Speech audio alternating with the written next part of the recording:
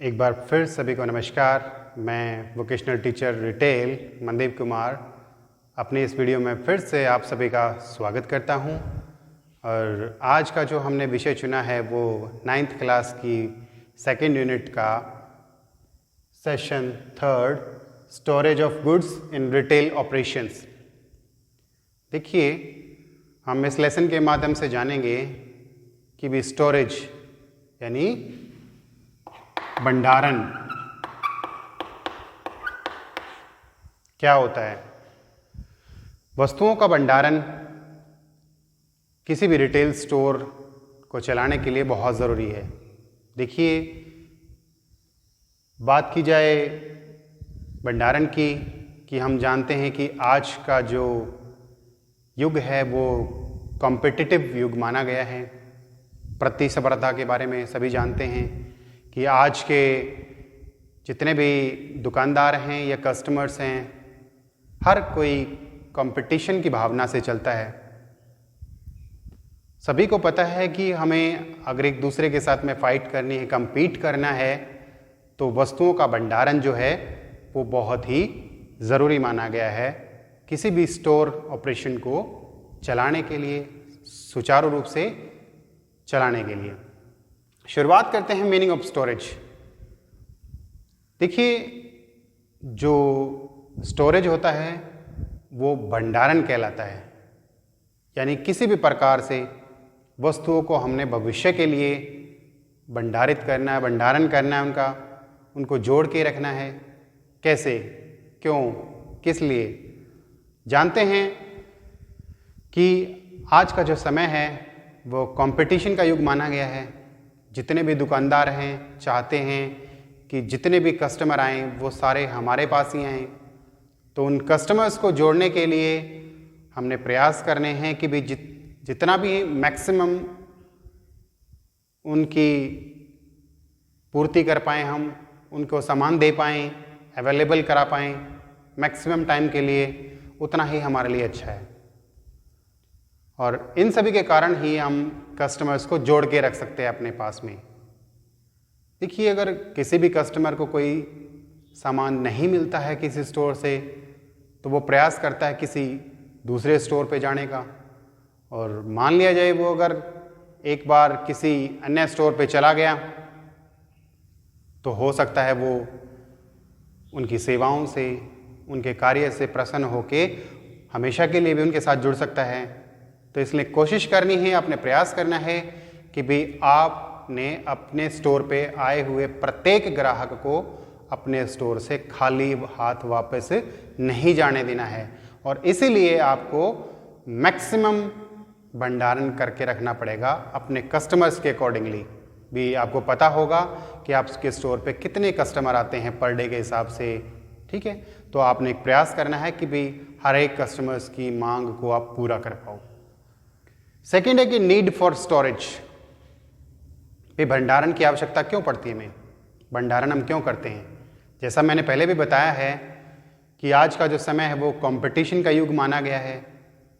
हर दुकानदार एक दूसरे दुकानदार के साथ कंपटीशन कर रहा है किसी न किसी मामले में।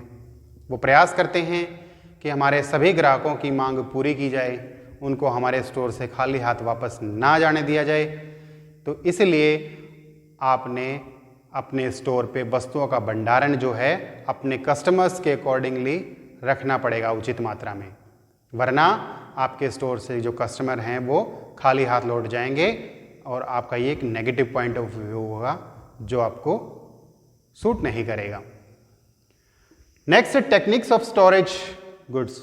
देखिए, कुछ तरीके होते हैं, कुछ टेक्निक होती हैं, प्रक्रियाएं होती हैं जिनके कारण आप वस्तुओं का भंडारण कर पाते हैं। अब देखिए, कहता है स्लेव्स एंड रैकिंग।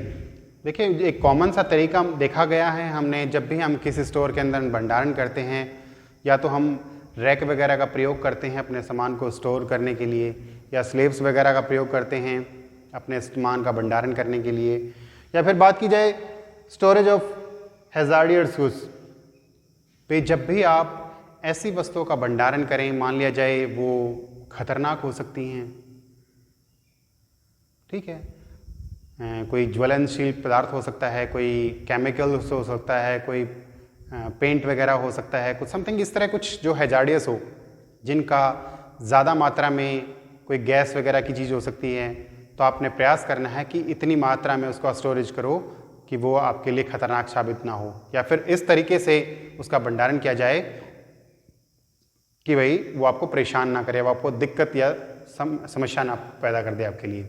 समय समय पे ऐसी वस्तुओं को चेक करते रहो, कोई लीकेज वगैरह तो नहीं है जिसकी वजह से आपको बाद में परेशानी हो।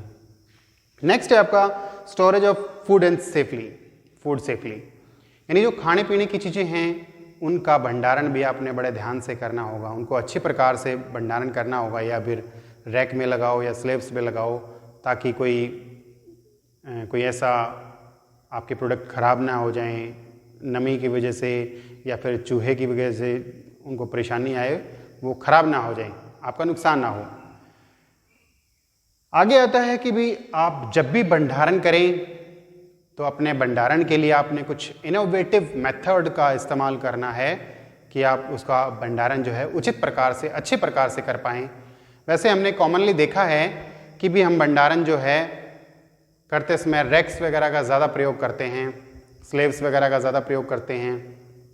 तो स्लेब्स या रैक के अलावा भी और इनोवेटिव मेथड्स हो सकते हैं जिनको अप्लाई करके आप लोग अपने भंडारण को सफल बना सकते हैं और अपने प्रोडक्ट्स को मैक्सिमम टाइम के लिए स्टोर कर सकते हैं, ताकि आप आने वाले समय में अपने कस्टमर्स की डिमांड को पूरा कर पाओ। आज की इसको कंक्लूड करते हैं पूरे लेसन को। तो अंत में हम इतना ही बता सकते हैं आपको कि भी जो storage of goods in retail operations में हमने सीखा कि भी वस्तुओं को हम भंडारण करके अपने रिटेल स्टोर के ऑपरेशंस को अच्छी प्रकार से चला सकते हैं, या फिर मैक्सिमम नंबर ऑफ कस्टमर्स की डिमांड को हम पूरा कर सकते हैं, और ज़्यादा से ज़्यादा स्टोरेज करके हम अपने आप को दूसरों से अलग प्रूव कर सकते हैं। तो आपने यहाँ पे सीखा स्टोरेज का मतलब क्या होता है, या फिर बात की जाए स्टोरेज हम क्यों करते हैं, भंडारण क्यों करते हैं, या फिर कोई टेक्निक्स वगैरह आपको बताई गई हैं कि भी आप जब भी अपनी वस्तुओं का भंडारण करें तो आप किन किन टेक्निक का प्रयोग करें, या फिर इनोवेटिव मेथड्स हो सकते हैं जिनका प्रयोग करके आप अपने भंडारण को मैक्सिमम टाइम के लिए चला सकते हैं और अपने हर एक कस्टमर्स की डिमांड को पूरा कर सकते हैं। आज की इस वीडियो में इतना ही। Thank you so much.